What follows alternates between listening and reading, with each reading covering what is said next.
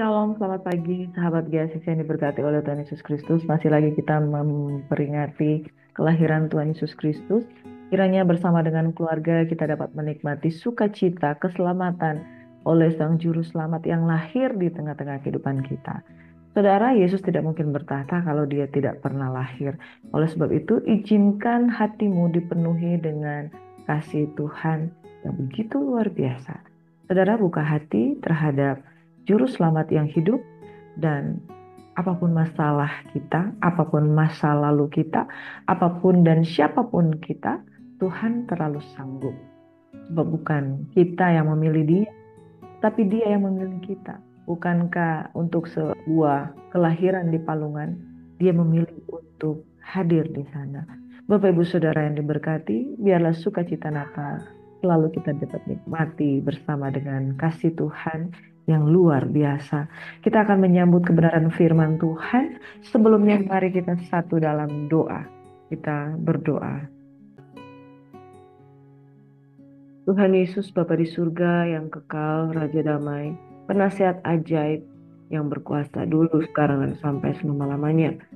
Mensyukuri tentang keselamatan yang daripada Tuhan, membuat roh kami semakin bernyala-nyala. Kami buka hati untuk segenap ruangan hati kami dipenuhi dengan kuasa kehadiran Tuhan yang memberikan kami terang, memberikan kami keselamatan, memberikan kami penebusan. Kuasa-Mu sungguh dahsyat di dalam kehidupan kami. Kami dapat merasakan setiap sel-sel tubuh kami, Tuhan, bersuka cita oleh karena keselamatan yang daripada Tuhan. Diberkatilah orang yang menyambut kedatangan Tuhan, dan barang siapa percaya dalam namanya, dia akan diselamatkan, diberi kuasa untuk menjadi anak-anak Allah, diberi kuasa untuk menjadi saksi di Yerusalem, Yudea, Samaria, sampai ke ujung bumi, mulai dari keluarga sampai diutus pergi kepada bangsa-bangsa. Demikianlah orang-orang yang takut akan Tuhan, terpilih, dipilih, dan diutus. Terima kasih Bapa. Kami sambut kebenaran firman-Mu pagi hari ini, kiranya menjadi berkat di dalam kehidupan kami. Demi nama Yesus Tuhan kami bersyukur. Amin.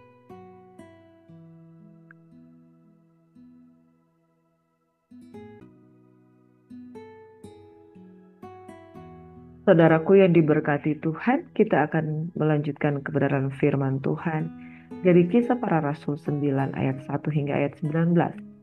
Kisah ini menceritakan tentang Saulus ketika dia dipilih oleh Tuhan. Ayat 1 hingga ayat yang ke-9 berkata seperti ini. Sementara itu berkobar-kobar hati Saulus untuk mengancam dan membunuh murid-murid Tuhan. Ia menghadap imam besar dan meminta surat kuasa daripadanya untuk dibawa kepada majelis-majelis Yahudi di Damsyik, supaya jika ia menemukan laki-laki atau perempuan yang mengikuti jalan Tuhan, ia menangkap mereka dan membawa mereka ke Yerusalem. Dalam perjalanannya ke Damsyik, ketika ia sudah dekat kota itu, tiba-tiba cahaya memancar dari langit mengelilingi dia. Ia rebah ke tanah dan kedengarannya lah olehnya suatu suara yang berkata kepadanya, "Saulus, Saulus, mengapakah engkau menganiaya aku?" Jawab Saulus, "Siapakah engkau Tuhan?" Katanya, "Akulah Yesus yang kau aniaya itu. Tetapi bangunlah dan pergilah ke dalam kota. Di sana akan dikatakan kepadamu apa yang harus kau perbuat." Maka termangu-mangulah teman-temannya seperjalanan, karena mereka memang mendengar suara itu, tetapi tidak melihat seorang juga pun. Saulus bangun dan berdiri, lalu membuka matanya, tetapi ia tidak dapat melihat apa-apa. Mereka harus menuntun dia masuk ke Damsyik.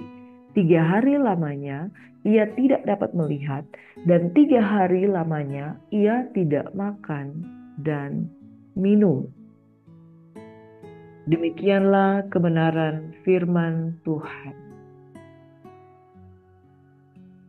Bapak Ibu Saudaraku yang diberkati oleh Tuhan Yesus Kristus, kebenaran firman Tuhan ini menceritakan bagaimana Saulus terpanggil. Saulus dipilih. Ketika Saulus dipilih, situasinya pada waktu itu dia sedang dalam keadaan sebagai seorang penganiaya jemaat. Dia mengancam dan membunuh murid-murid Tuhan. Dia menghadap imam besar dan saking semangatnya saudara, dia meminta surat kuasa dari imam besar untuk dibawa ke majelis Yahudi di Damsyik supaya dia diberikan otoritas untuk menangkap orang-orang Kristen, orang-orang yang mengikuti Tuhan, orang-orang yang percaya kepada jalan Kristus. Lalu nanti kalau dia sudah menemukan mereka, dia akan menangkap dan membawa mereka ke Yerusalem. Saudara, firman Tuhan berkata, setiap orang yang membunuh aku, yang membunuh murid-murid Tuhan, yang membunuh kamu, menyangka ia berbuat bakti. Itulah yang dirasakan Rasul Paulus, bahwa dengan menangkap orang-orang Kristen, orang-orang yang mengikuti jalan Tuhan, dia menganggap itu suatu perbuatan bakti kepada Tuhan yang dipercaya oleh orang-orang Yahudi. Saudara, dari kacamata keorganisasian atau keloyalitasan kepada agama Yahudi, itu sangat benar adanya karena dia membela satu keyakinan yang mereka percaya. Tetapi yang menjadi satu kesalahan bahwa dia menentang kebenaran, tentang sang juru selamat, oleh karena matanya masih terselubung dengan selaput yang dia tidak bisa melihat kebenaran.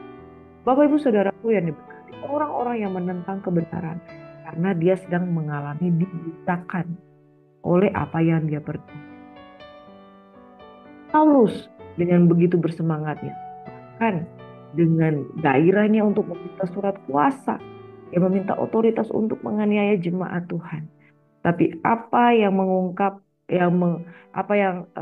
menurut dia itu satu kebenaran, Tuhan memutarbalikkan semuanya itu kembali kepada jalan yang benar. Di dalam perjalanannya menuju Damsyik, waktu sudah dekat, lalu ada cahaya memancar dari langit sekeliling dia. Dikelilingi dengan cahaya, ia rebah ke tanah. Waktu dia rebah ke tanah, ada suara berseru, Saulus, Saulus, mengapakah engkau menganiaya aku? Dia bertanya, siapakah engkau Tuhan? Suara itu berkata sekali lagi, akulah Yesus yang kau aniaya itu.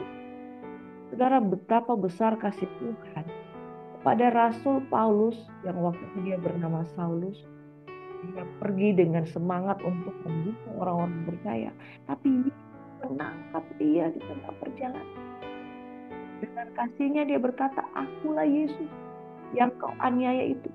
Saudara, ketika keselamatan itu datang, dia tidak datang untuk menghakimi, tapi dia datang untuk menyelamatkan sebanyak-banyaknya orang untuk ditangkap.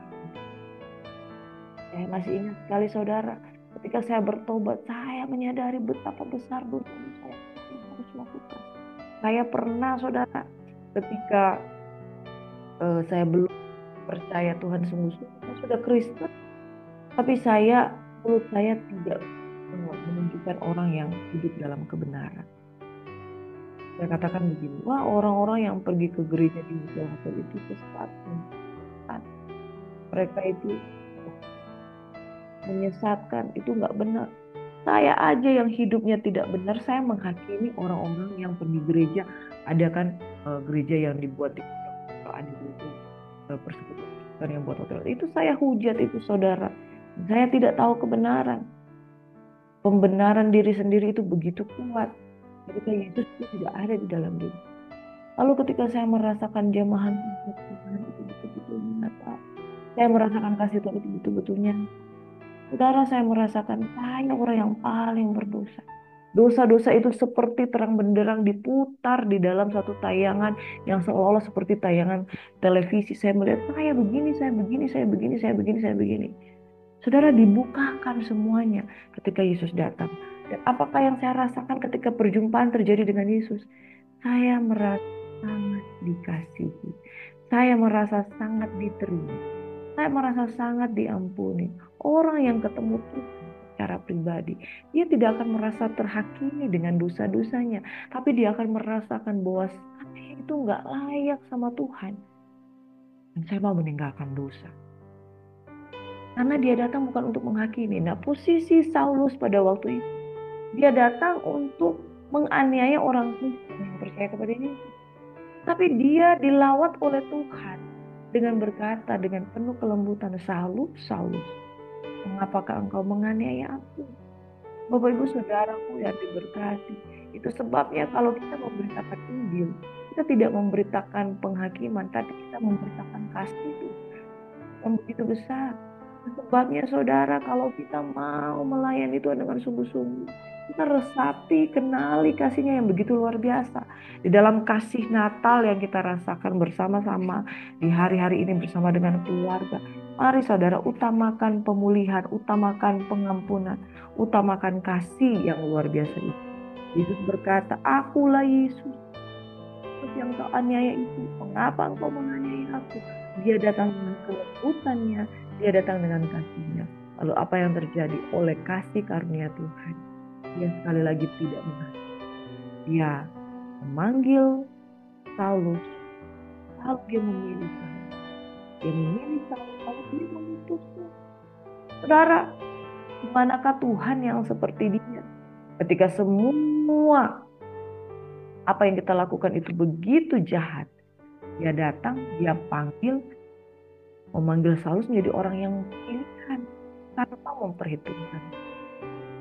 Bangunlah, pergilah ke dalam kota, di sana akan dikatakan kepadamu apa yang harus kau perbuat. Orang-orang yang seperjalanan dengan dia mendengar suara itu tapi tidak melihat orang juga pun. Bangun berdiri, membuka matanya, ia tidak dapat melihat apa-apa. Mereka harus menuntut dia masuk ke Damsyik.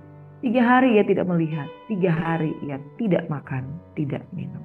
Bapak Ibu Saudaraku, adalah lebih baik kita buta dan tidak daripada kita melihat namun tidak percaya. Saulus diizinkan buta supaya dia betul-betul melihat satu perbedaan yang luar biasa ketika dia di zaman Tuhan. Dia tidak makan 3 hari, saudara. Dia tidak makan, tidak minum. Dia seperti puasa Esther. Dia mengalami titik balik di dalam kehidupannya. Segala sesuatu berlangsung dengan sangat cepat. Dari seorang penganiaya jemaat Tuhan, dia berubah. 3 hari lamanya dia tidak makan, tidak minum, dia buta. Saudara, mari saudara. Kalau kita sudah menyadari kesalahan dan dosa kita dan kasih Tuhan yang penuh dengan kemurahan, waktunya kita stop dengan setiap apa yang kita lakukan yang salah di hadapan Tuhan. Gunakan waktu-waktu yang ada untuk bertobat dengan sungguh-sungguh dan carilah Tuhan maka engkau akan hidup.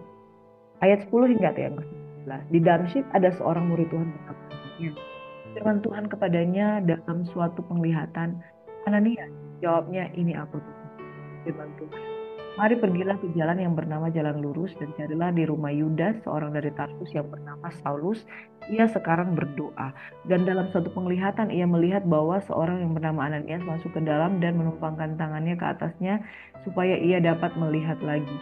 Jawab Ananias, Tuhan, dari banyak orang telah kudengar tentang orang itu, betapa banyaknya kejahatan yang dilakukannya terhadap orang-orang kudus-Mu di Yerusalem.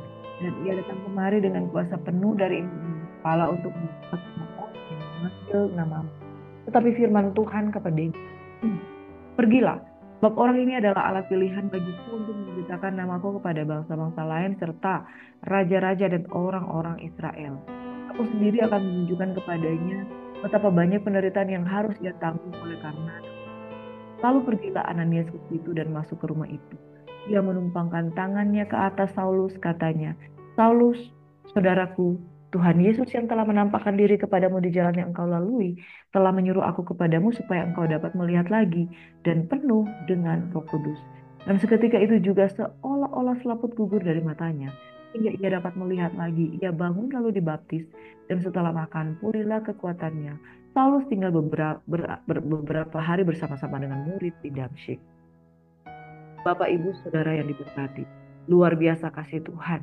Ketika dia sudah memanggil Saulus, saudara, Saulus berdiam diri dan berdoa. Lalu dia memanggil seorang murid Tuhan bernama Ananias dan memberikan peneguhan di dalam diri Saulus. Bapak Ibu Saudaraku yang diberkati, dan seketika itu juga ketika Ananias berdoa dan menumpangkan tangan kepadanya, selaput di matanya itu gugur sehingga ia dapat melihat lagi. Dan Tuhan memerintahkan dia melalui penumpangan tangan Ananias Saulus akan dipenuhi dengan Roh Kudus. Lalu setelah ia makan, pulihlah kekuatannya. Saulus tinggal beberapa hari kemudian ia pergi ke Damsyik. Bapak Ibu Saudaraku yang diberkati oleh Tuhan Yesus Kristus. Firman Tuhan berkata, pergilah sebab orang ini adalah alat pilihan bagiku untuk memberitakan namaku kepada bangsa-bangsa lain serta raja-raja dan orang-orang Israel. Aku sendiri akan menunjukkan kepadanya betapa banyak penderitaan yang harus ia tanggung oleh karena namaku. Saudara, ketika Tuhan memanggil Saulus, dia betul-betul memberkati, mengurapi. Dan Saulus ketika dipilih, ada rencana Tuhan. Bapak Ibu Saudaraku yang diberkati, Tuhan yang memilih kita, Tuhan yang menetapkan kita untuk kita pergi dan menghasilkan buah, dan buah itu sudah Tuhan tentukan. Kamu akan pergi menceritakan namaku kepada bangsa-bangsa lain. Jadi memang Saulus dipilih kepada bangsa-bangsa lain, kepada raja-raja dan juga orang Israel. Dan dia harus menanggung banyak penderitaan oleh karena nama Tuhan. Saudara, ketika Saulus dipanggil, dia sudah ditentukan dengan satu tujuan. Mari saudaraku yang berhati, jangan sia-siakan panggilan Tuhan, karena bukan kamu yang memilih aku, firman Tuhan, tapi aku yang memilih kamu. Tuhan telah menetapkan, dia telah tetapkan, dia telah tentukan untuk pergi dan menghasilkan buah. Yohanes 15 ayat 16 firman Tuhan berkata seperti ini.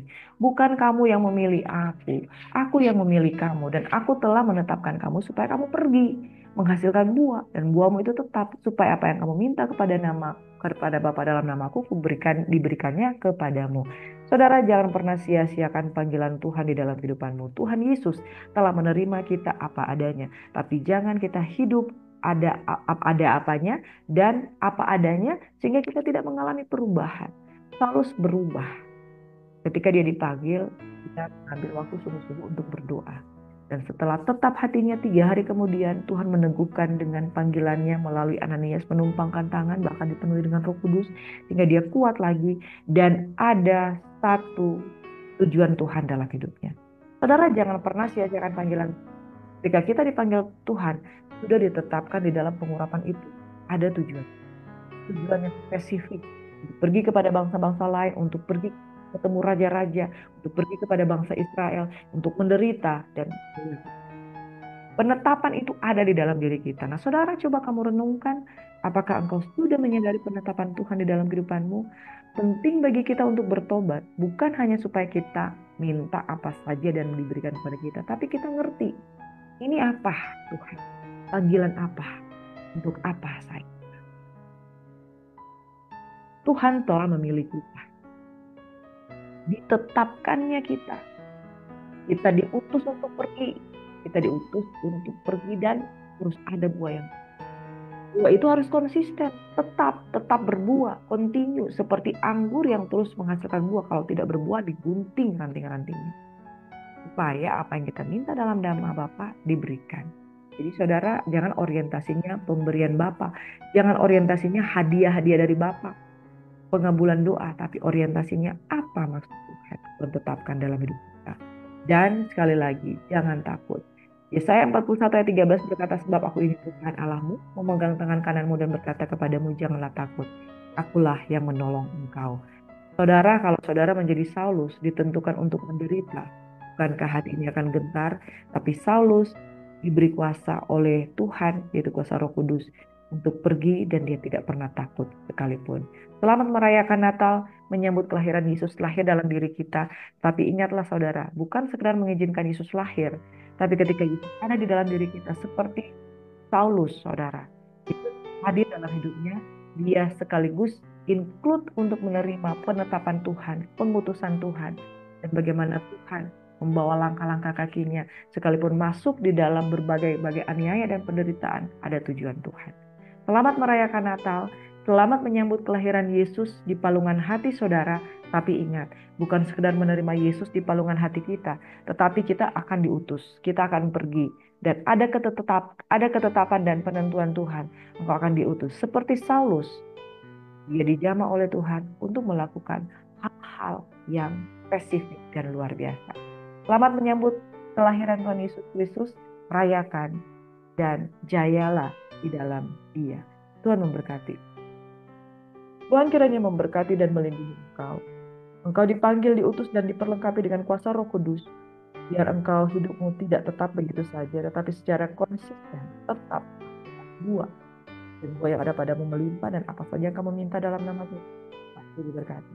Berkatilah keluargamu di dalam Natal yang bersyukur, yang bersuka cita, bukan sekedar bergirang oleh karena keselamatan, tapi sadarilah panggilan Tuhan dalam hidupmu. Pergi, hasilkan buah, dan buah itu tetap.